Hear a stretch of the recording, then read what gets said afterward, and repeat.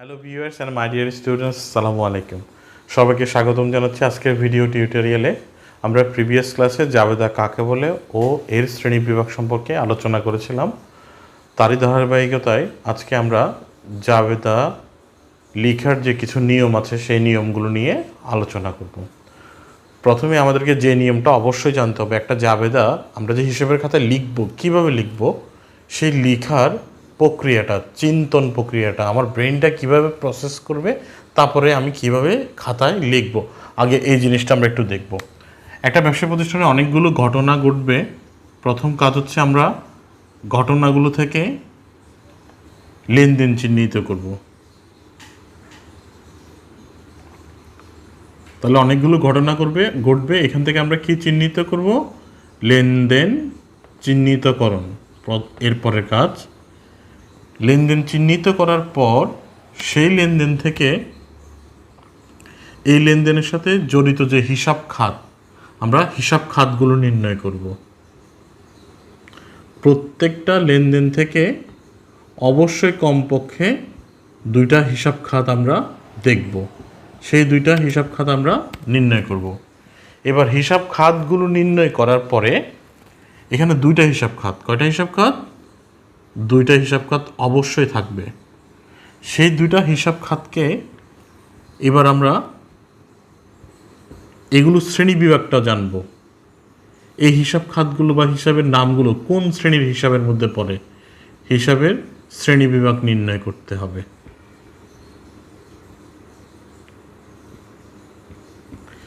দুটো হিসাব খাতে আমরা শ্রেণী বিভাগ নির্ণয় করার পরে এরপর আমরা এই দুইটার জন্য ডেবিট ক্রেডিটের আমরা যে সূত্র শিখেছিলাম, ডেবিট ক্রেডিট নির্ণয়ের যে সূত্র, সে সূত্রটা আমরা প্রয়োগ করব।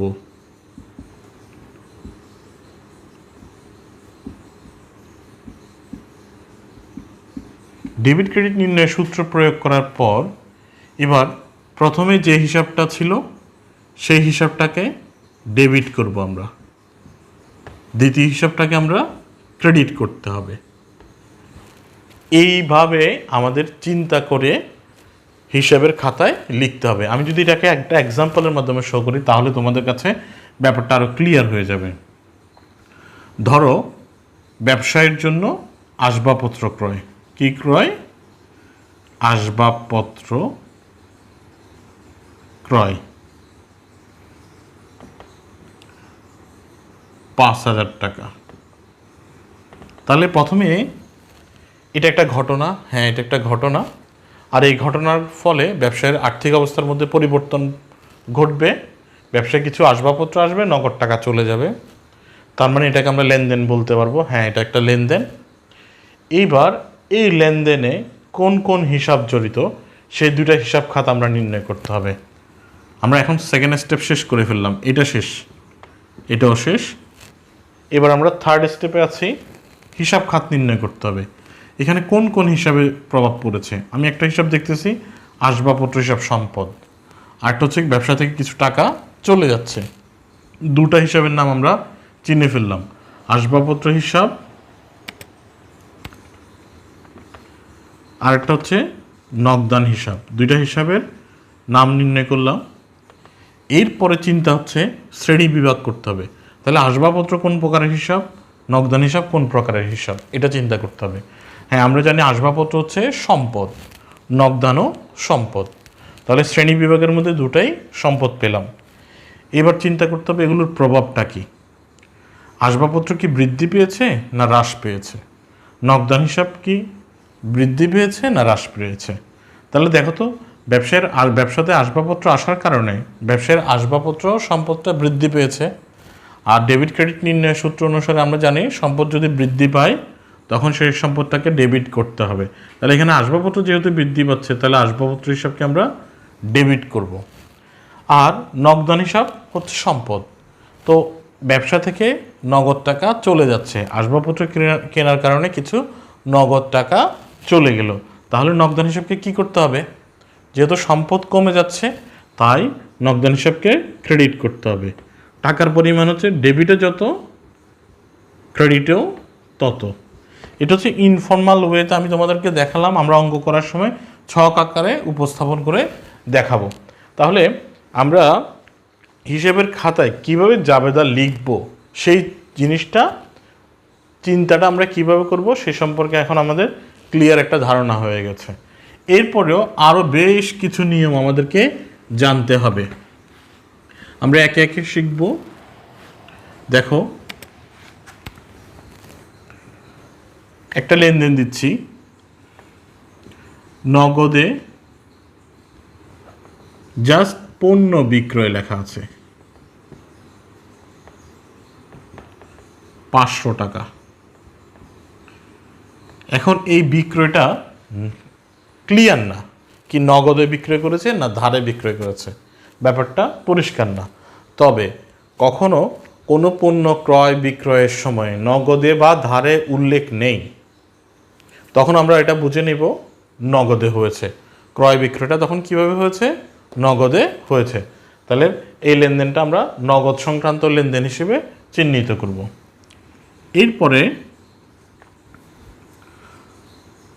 পণ্য ক্রয় বা বিক্রয়ের ক্ষেত্রে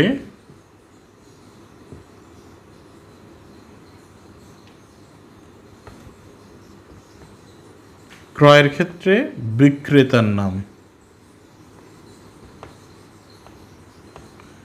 বিক্রয়ের ক্ষেত্রে ক্রেতার নাম উল্লেখ আছে।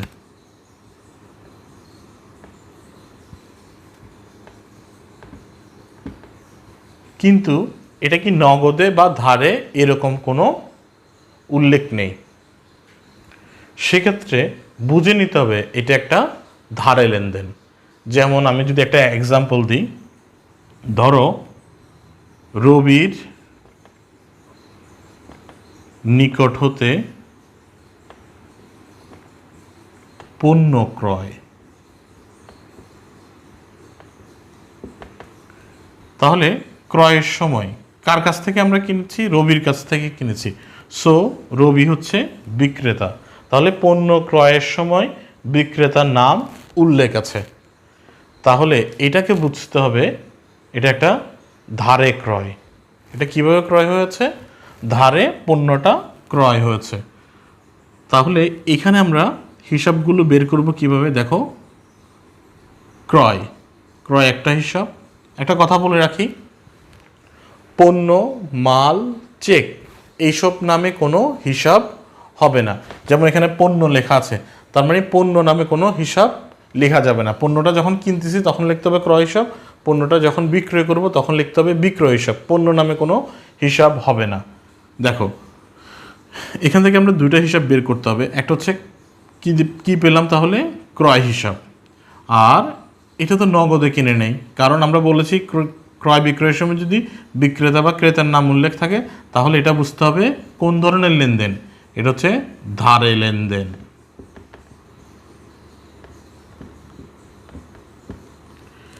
তাহলে এখানে আমরা কি হিসাব পেলাম? একটা হচ্ছে ক্রয় হিসাব,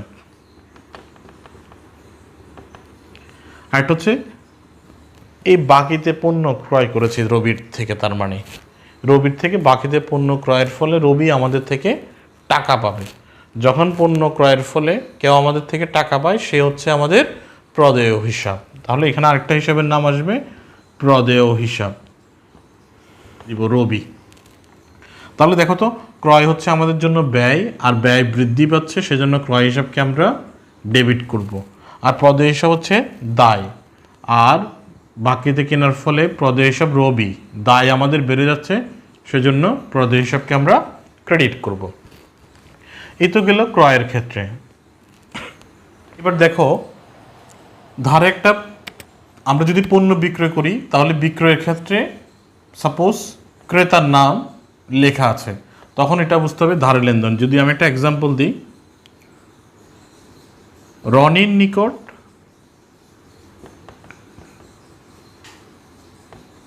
পণ্য বিক্রয়,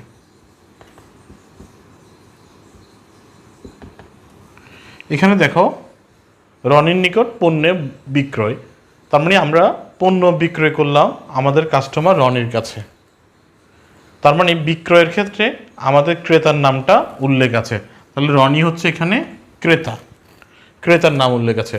তাহলে এই ক্ষেত্রে এটা আমাদেরকে বুঝে নিতে হবে এটা আমরা ধারে বিক্রয় করেছি। সো এখানে কোন কোন হিসাব আসবে?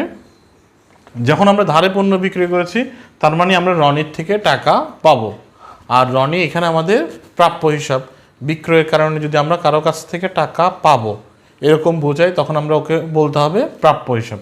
তাহলে এখানে রনি হচ্ছে আমাদের প্রাপ্য হিসাব, একটা হিসাবের নাম প্রাপ্য হিসাব, আর প্রাপ্য হিসাবটার নাম কি? রনি, এভাবে লিখে দিতে হবে। আরেকটা হিসাবের নাম হচ্ছে বিক্রয় হিসাব। প্রাপ্য হিসাব হচ্ছে আমাদের জন্য সম্পদ, আর এখানে প্রাপ্য হিসাব সম্পদ বৃদ্ধি পাচ্ছে, তাহলে সম্পদ যদি বৃদ্ধি পায় তখন ডেবিট হয়। সো প্রাপ্য হিসাব রনি হবে ডেবিট। আর পণ্য বিক্রয় করেছি এটা আমাদের আয় হয়েছে, বিক্রয় হিসাব হচ্ছে একটা আয় হিসাব, আর আয় যদি বৃদ্ধি পায় তখন করতে হয় ক্রেডিট। এই তো গেল পণ্য ক্রয় বিক্রয়ের সময় বিক্রেতার নামে এবং ক্রেতার নামে উল্লেখ আছে, তাহলে বুঝে নিব ধারে লেনদেন। আচ্ছা, যদি এমন হয় পণ্য বিক্রয়ের ক্ষেত্রে বা ক্রয়ের ক্ষেত্রে ক্রেতা বা বিক্রেতার নাম উল্লেখ আছে, সাথে নগদে বা চেকেও উল্লেখ আছে, নগদে বা চেকে উল্লেখ আছে, সেক্ষেত্রে আর এই নামগুলোর দাম নেই, তখন আর এই নামটার দাম নেই। যেমন রনির নিকট পণ্য বিক্রয় নগদে বা রনির নিকট পণ্য বিক্রয় চেকে, তখন এটাকে আর ধারে লেনদেন বলা যাবে না, এগুলোকে তখন নগদ লেনদেন হিসেবে বিবেচনা করতে হবে। তার মানে আমরা কি শিখলাম? পণ্য ক্রয় বিক্রয়ের ক্ষেত্রে ক্রেতা বিক্রেতার নাম যদি উল্লেখ থাকে সেটাকে তখন আমরা ওই নামগুলোকে বিবেচনা করব এবং এটাকে ধারে লেনদেন মনে করব। আবার পণ্য ক্রয় বিক্রয়ের সময় ক্রেতা বিক্রেতার নাম উল্লেখ আছে, সাথে নগদে বা চেকেও উল্লেখ আছে, তখন আর ওই নামগুলোর দাম নেই, এটা নগদে বা চেকে লেনদেন ধরে আমরা হিসাব করব। এতে গেল ক্রয় বিক্রয় সংক্রান্ত কিছু কথা।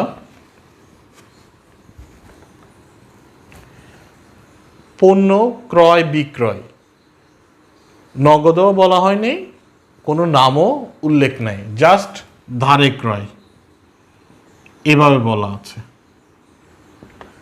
ধারে বিক্রয়। তাহলে এটা তো আমরা বুঝতেছি ধারে লেনদেন। আর ধারে ক্রয়ের ক্ষেত্রে আমাদের প্রদেয় হিসাব আসবে, তাহলে এখানে দুইটা হিসাব, ক্রয় হিসাব আর প্রদেয় হিসাব। আর ধারে বিক্রয়ের ক্ষেত্রে প্রাপ্য হিসাব।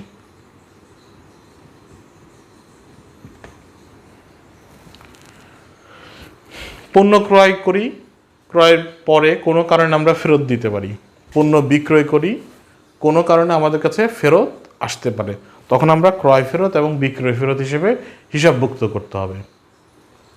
এখন একটা পণ্য ফেরত আসলো, জাস্ট পণ্য ফেরত বা ক্রয় ফেরত এরকম বললো, ক্রয় ফেরত বা বহি ফেরত 500 টাকা। এখন এখানে ক্লিয়ার না কি নগদে যে পণ্যটা কিনছি ওটা ফেরত দিচ্ছি নাকি বাকিতে যে পণ্যটা কিনেছিলাম ওটা ফেরত দিচ্ছি, এরকম ক্লিয়ার না। তার মানে ক্রয় ফেরত বা বিক্রয় ফেরতের ক্ষেত্রে নগদে বা ধারের ক্রয়কৃত পণ্য কেনার ওটা যদি ক্লিয়ার না থাকে তাহলে বুঝে নিতে হবে এটা ধারে ক্রয় বিক্রয়ের পণ্যটাই ফেরত হচ্ছে, এটা হচ্ছে রুলস। আমরা সাধারণত নগদে যে জিনিসগুলো কেনা বেচা করব এগুলো ফেরত দেওয়া বা ফেরত নেওয়ার কোনো বিধান নেই। আমরা ধারে যদি কোনো পণ্য ক্রয় বিক্রয় করি সেগুলোই ফেরত নিতে পারবো বা ফেরত দিতে পারবো। তাহলে এখানে আমাদেরকে বুঝে নিতে হবে ক্রয় ফেরতের কারণে প্রদেয় হিসাব, আর বিক্রয় ফেরতের কারণে তাহলে কি হবে? প্রাপ্য হিসাবের উপর প্রভাব পড়বে। তাহলে এখান থেকে যদি আমরা একটু জাবেদাটা করে দেখি, ক্রয় ফেরত, ক্রয় যখন করেছিলাম ব্যয় বেড়েছিল, আর ক্রয় ফেরতের কারণে ব্যয় কমে যাবে। আচ্ছা, আর এটা কোন ধরনের লেনদেন? ধারে, এখানের সাথে কোনো নগদের সম্পর্ক নেই, আমি কিছুক্ষণ আগে বলেছিলাম তোমাদের। তাহলে আমাদের প্রদেয় হিসাবকে আর টাকাটা পরিশোধ করতে হবে না, তার মানে আমাদের দায় কমে যাবে। তাহলে দুইটা হিসাবের নাম আমরা পেয়ে গেলাম, প্রদেয় হিসাব আর ক্রয় ফেরত হিসাব। প্রদেয় হিসাব হচ্ছে দায়, আর দায় কমে যাবে। দায় যদি কমে যায়, ডেবিট হয়, তাহলে প্রদেয় হিসাব ডেবিট হবে। ক্রয় ফেরত হিসাব ব্যয়, আর ক্রয় ফেরতের কারণে ব্যয় হ্রাস পায়, ব্যয় যদি হ্রাস পায় ক্রেডিট হয়। এই তো গেল ক্রয় ফেরত। এবার আমরা যদি একটু বিক্রয় ফেরত দেখি, বিক্রয় ফেরত বা আন্তঃফেরত একই কথা।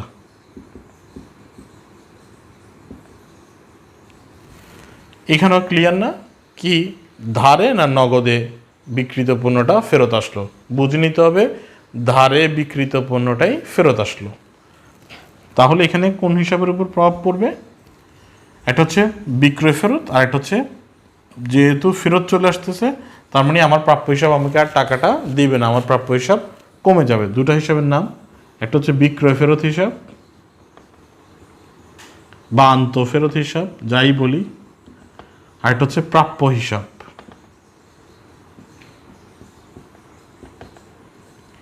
দেখি বিক্রয় ফেরতের কারণে আমাদের আয় কমে যাবে।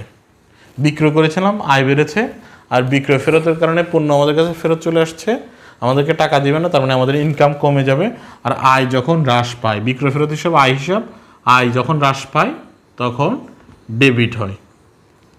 প্রাপ্য হিসাব ছিল আমাদের সম্পদ, এর থেকে এখন আর বিক্রয় ফেরতের কারণে আমরা এই টাকাগুলো পাবো না, তাহলে আমাদের প্রাপ্য হিসাব সম্পদ কমে যাবে, আর সম্পদ কমে গেলে ক্রেডিট হয়।